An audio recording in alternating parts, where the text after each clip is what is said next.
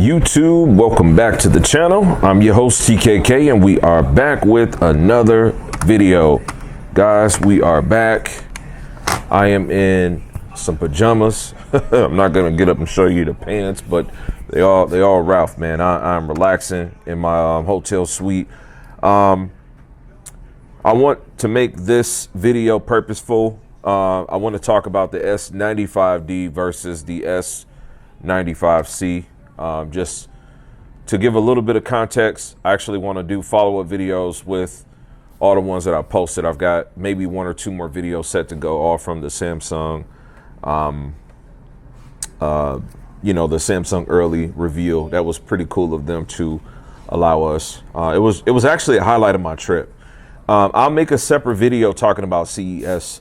The event is going to start officially tomorrow. And next year, I plan on being in attendance. I'm going to plan to be here the whole week. And I'll have, because this is my first time, I'll have a better understanding of what to expect, where I need to be going. I'll be more focused. And throughout the duration of the year, because the year just started with my career doing this, I'm going to function more as a journalist. Like, that's my end game. Not to take away from the bullet point video. We having a sip. We got some Crown Apple, a little bit of Pepsi Pop in there. That's the mix.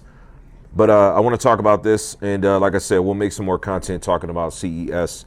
This is the second media day. Sony's about to have a press conference, and I'm going to elect to view the content virtually at this point. I digress. So let's talk about S95D versus S95C.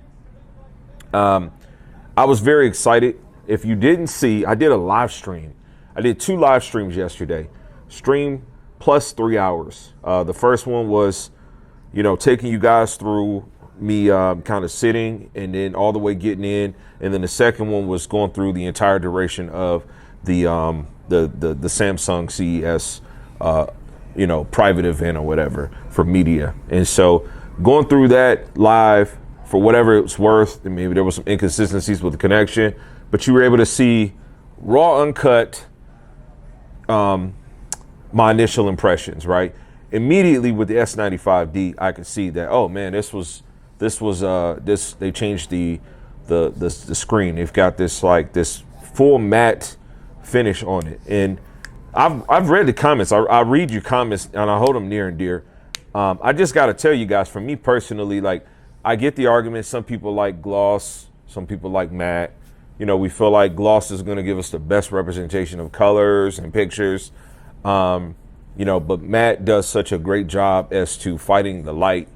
And so I'm not saying that one looks better, one looks worse, but in person for me, I could see the advantages of the S95D with the matte finish. Depending on what your living situation is, if you're not extremely purposeful on a TV that costs $4,500 on launch, we're talking 77 S95C when it came out, for you to be watching your TV and to have like your dome light reflecting on that, right? Or to have, like, my situation is, you're the TV, I'm sitting in front of you, behind me where I have these curtains, I've got like 4 different kitchen lights.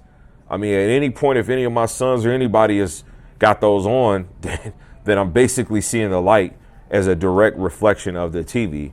And so that's very bothersome, because now what it does is it makes it where you kind of have to, if you don't have like a dedicated room for the TV, you've got to control the use case of your household just for you to watch the TV.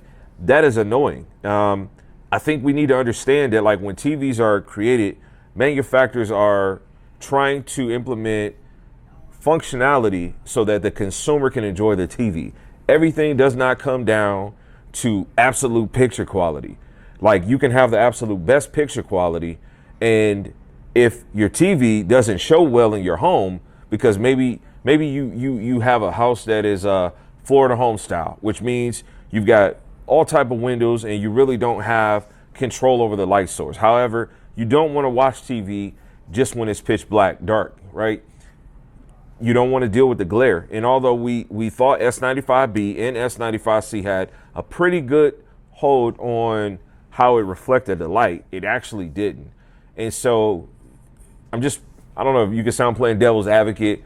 I'm just saying that I can understand why they have the matte finish, right? Because a lot of people do actually, I won't say a lot, but I've run into quite a few people that I personally know that own the frame TV, and that was the biggest selling point for them on owning the frame. It had nothing to do with, you know, the contrast or the color gamut versus a QD-OLED or anything. It was just, hey man, this reflects light.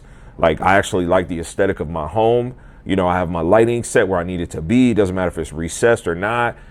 This fights light really well, right? Or I have a Florida room where the TV is, and I don't want to buy a terrace. I don't want to buy a true outdoor TV.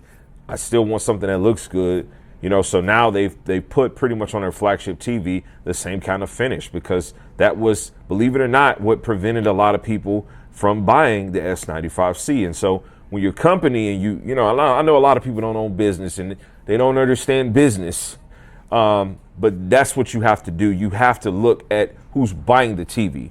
It's not about the enthusiast grade, because most of the enthusiasts don't buy TVs, guys.